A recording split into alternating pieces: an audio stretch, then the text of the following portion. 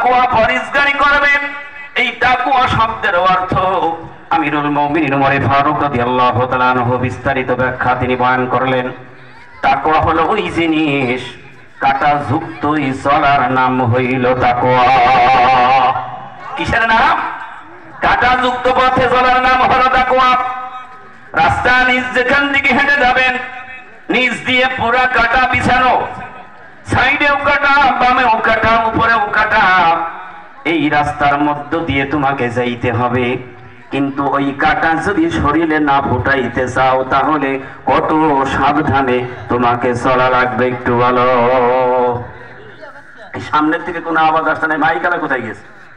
পিছনে খেলে আওয়াজ লাগছে কানে হালকা, কিন্তু আমি আওয়াজ পাচ্ছি না। এই দিক থেকে বক্স আমার দিকে ঘুরিয়ে দেন, বক্স ঘোরান। আল্লাহ রাব্বুল আলামিন বলেন কাঁটাযুক্ত রাস্তায় চলার নাম হইল তাকওয়া। যে যত আল্লাহকে ভয় করবে সে তত উচ্চ মাকামে পৌঁছে যাবে। আল্লাহর ভয় যদি অন্তরে থাকে ওই মানুষটা জীবনে কোনোদিন মিথ্যা কথা বলবে না, কারণ সে জানবে আমি মানুষের সামনে মিথ্যা বলে ফায়দা লুটাইলাম, কিন্তু আমার মালিকের চোখের ফাঁকি দেওয়া যায় না। ঠিক কিনা জোরে বলেন?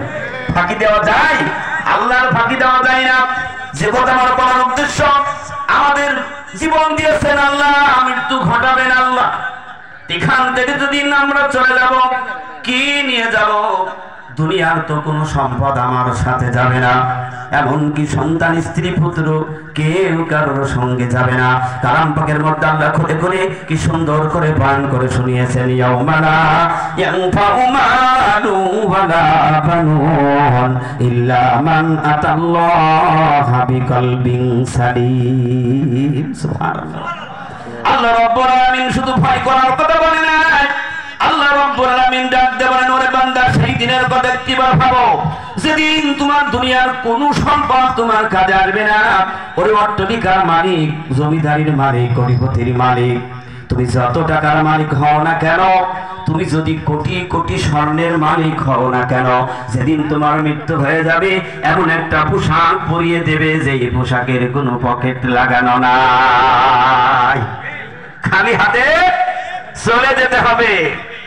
যত আদরের মানুষ হোক না কেন কেউ যাবে না সাথে, যাবে নাকি? একদিন নাই, দুদিন, 3 দিন নাই, 5 দিন একটু আহাজারি করবে, চোখের পানি ফেলে কাঁদবে। যদি অন্তরের থেকে কান্না না আসে, হয়তো বা সমাজের মানুষের চোখ দেখানোর জন্য একটু আর্তনাদ করে, এরম আছে না নাই? কারণ মৃত্যুর আগে বাবা তার সন্তান বাবার সাথে থাকে না, এরম সন্তান আছে না নাই? বাবাকে খোঁজ খবর নাই না, মাকে খোঁজ খবর নাই না, মৃত্যুর পরে সে একটু আহাজারি দেখায়, কথা বলেন না কেন? এই জন্য আল্লাহ রাব্বুল আলামিন বলেন সেই দিনের কথা তুমি ভাবে, কিভাবে চিন্তা করো যেদিন তোমার দুনিয়ার কোন সম্পদ তোমার কাছে লাগবে না। কিন্তু আজকে মানুষ এই কোরআন না থেকে, কোরআন না বুঝে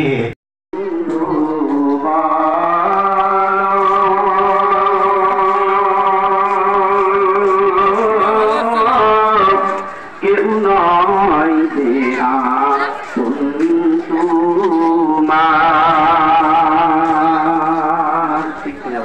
আমাদের গ্রামে মেলা হচ্ছে না, পুরো ভালো তো।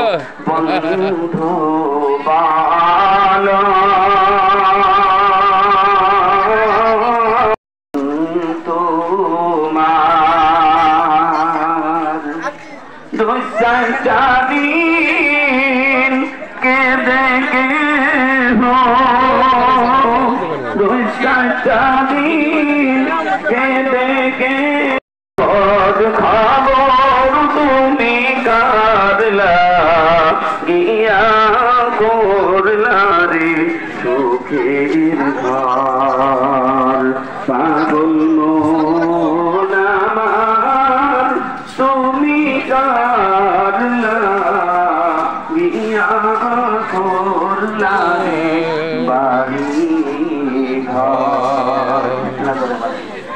এই তো জানলো বললাম ভালো। তুমি সেই দিনের কথা একবার ভাবো, চিন্তা করো যেদিন তুমি দুনিয়া ছেড়ে চলে যাবে, এই যে আমাদের হবে না, তোমার ব্যবসা চলবে, তোমার চাকরির অফিস ঠিক চলবে, সেটা ভিডিও ছিলেন আপনি। তোমার বাড়ি সংসার জীবন চলবে, সব চলবে। ওই বাংলা শুধু তুই মায়না ছেড়ে চলে যাবি। ঠিক কিনা ধরে বলেন, আমরা দিয়ে যাবো। এই জন্য জামানার মুতাবিক এই সুন্দর তাকাও একবার কি করো তোমরা? গোলামি করো। আল্লাহর গোলামির সবচাইতে দামি গোলামি হইল নামাজ। সবচাইতে দামি গোলামি কি? এই নামাজ দিয়ে মানুষের সমস্ত কিছু আল্লাহ পরিবর্তন করিয়ে দেয়। জোরে বলবেন না সুবহানাল্লাহ? এই জন্য আপনারা ভাইরা আব্বা দুটো চা দিও। বিবেক যদি খাটায়